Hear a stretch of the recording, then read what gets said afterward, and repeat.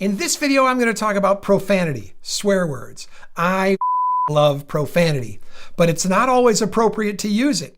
I'm going to talk about when it is appropriate and when it is not appropriate to use profanity and what the consequences are if we use it at the wrong time.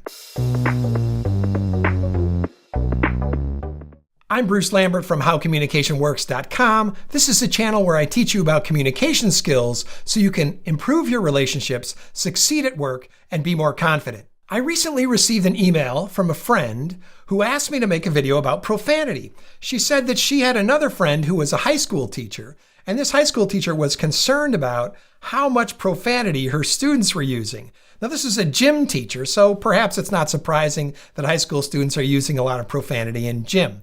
Nevertheless, she was concerned that these students didn't realize when profanity was appropriate and when it was not appropriate. So here it is, a brief video about the nature of profanity, why we like it so much, when we can use it and when we can't. There are several other great videos about profanity here on YouTube, and I will link to them down in the description, so I hope you check those out as well. But I have a few things that I want to say about it from my perspective that I hope are enlightening. So first of all, a definition of profanity. What are we talking about? Well, we're talking about swear words, curse words. As George Carlin, the comedian, the late comedian, famously referred to them, like the 7 words you can't say on broadcast television or radio, which at the time were... People can get very worked up about profanity, but the reality is we live in a culture, especially in the West, which is as profane, if not more profane, than it's ever been. Our politicians are profane, and our everyday language is extremely profane. I'll put up a picture next to me which graphs the use of profanity over the last 20 years or so, and you'll see that it's increasing. And now we can use Google and Twitter analytics and big data analysis to show that we in fact are as profane as we've ever been. The reality is that most adults use profanity very, very frequently. So profanity presents us with these paradoxes. It is prohibited in many ways. It's sort of socially prohibited. It's frowned upon kind of in proper society. And yet almost all adults and many children use it all the time. So what's going on? Why do we use profanity so frequently in spite of these social prohibitions? I think the reason is because it works. Profanity is colorful. It's powerful. It's expressive.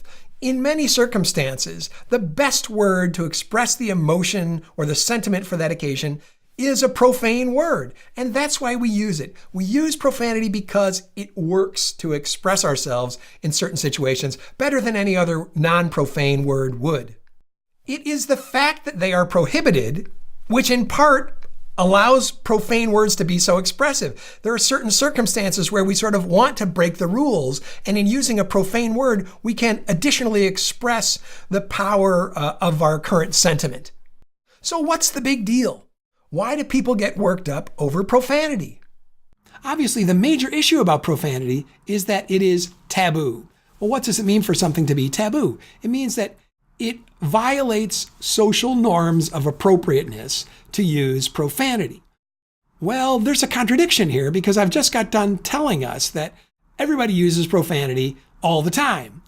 I mean, that's an exaggeration, but most normal adults use profanity. Now, there are religious prohibitions against profanity. There are all sorts of social prohibitions against profanity. And yet, most adults, if we acknowledge our experience, and even children above a certain age, probably above 10 or 11 years old in my experience, also use profanity. But it is the taboo against profanity which makes its use complicated. I would never come out and say you shouldn't use profanity. I would be a hypocrite because I myself love profanity. I think profanity is incredibly fun and expressive and colorful. And so I use it. So the question is not whether or not we should use profanity. I guess I'm just going to take it as a given that most of us are in fact going to use profanity for all the reasons which I've already described. The question then is when to use profanity and what are the consequences if we use it at the wrong time. Basically, what I've always told my children is that I love profanity. But for years and years and years, I didn't use any profanity around my children until they were sort of older teenagers, when I knew that they were hearing it all the time. And now, I'll be honest with you, I use some profanity around my children. But they're in their late teens. But why was it inappropriate to use it in front of them when they were children? Because I wanted them to know that sort of in polite company, it was not appropriate to use profanity. And what I would tell them is that I love profanity, but that if you use it in the wrong situation, it will reflect very poorly on you. And so this is the paradox of profanity. We all use it, or the vast majority of us use it. And yet you can still get in trouble for using it in the wrong circumstances. And there's a lot of hypocrisy in this. I think that the subject of profanity is shot through with lots of hypocrisy because almost all of us, truth be told, use profanity. And yet we can tisk to a lot of people who use profanity under the wrong circumstances. So I think what's the issue about profanity, which gets into a larger issue about communication, is the extent to which we have mastered the norms, the social norms of appropriateness that govern different social situations.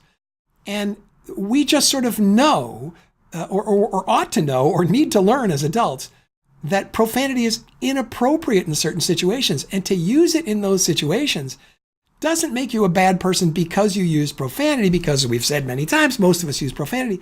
It's that we used profanity when we weren't supposed to. So it isn't actually the use of profanity per se that gets us in trouble in those situations. It's revealing that we don't know what the rules are that gets us in trouble in those situations.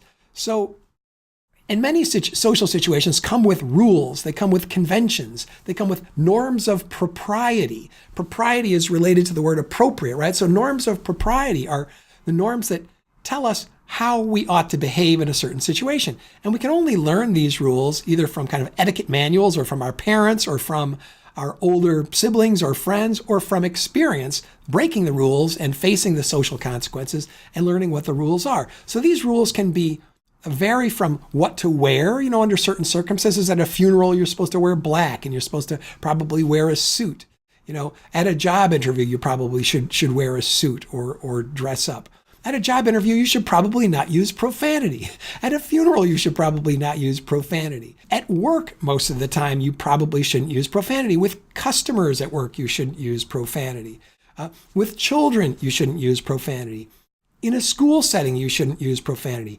These are kind of the social norms of appropriateness that just off the top of my head, I think about when I think of when I can and when I can't use profanity. Now, if I'm totally honest, I occasionally use profanity at work, but I try not to. And there's certain profane words I will not use at work. There's a few that I will use because my colleagues are all adults and I know them pretty well. And occasionally I think it's safe to use a little bit of profanity, but mostly I won't. Do I use it in the classroom ever? Extremely rarely. I teach college students who are also adults, but I try to adhere to certain norms of appropriateness in the classroom. And one of the rules I try to follow is not to use profanity. It's not that I never, ever use it. If there are students of mine watching this video, they maybe can recall my using some profanity in the classroom, but it's certainly not something I make a habit of because I'm trying to uphold certain norms of appropriateness in the classroom because I wouldn't want my students using profanity either. So I try to adhere to the same set of norms. So coming back to this idea of what goes wrong when we use profanity, how do we get ourselves in trouble? We get ourselves in trouble using profanity because we are illustrating and displaying and dramatizing to other people that we don't know what the rules are, that we are uncouth, that we are unschooled in social propriety, that we sort of have not yet learned the rules of how the social world works. So to use profanity in the wrong situation reveals one of two things. Either one, I don't know what the rules are. That is, I don't know the difference between situations where I can use profanity, like at the bar, at a sporting event with my close friends in private, and situations where I can't use profanity, like in a television interview or a job interview or at work or at church. So the first thing it possibly reveals about us is that we don't know the rules of social propriety. And this reveals us to be a sort of unsophisticated, uncouth person. The second thing it might reveal about us is even possibly worse, and that is that we know the rules and yet we're willing to flout them. We're willing to flout the rules means to intentionally ignore them, to generate an effect. So the use of profanity casts us in a bad light by revealing that either we don't know the rules or we're willing to ignore the rules. And if you go back to my video about the expressive order, which I'll link to above, you'll realize that flouting rules of social propriety makes other people afraid to interact with us. Because if they hear us using profanity when they know it shouldn't be used, they say, oh, this is a person who doesn't know the rules or is willing to flout the rules. Then they might also think, what other rules of social propriety are they willing to intentionally ignore?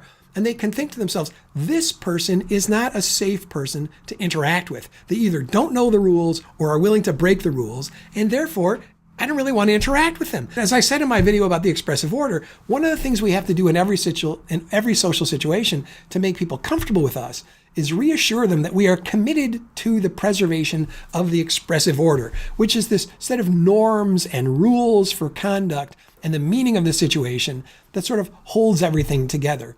And one of the ways in which we uphold the expressive order is by adhering to social norms and conventions. And the norms around profanity and the taboos against profanity in certain situations are very powerful.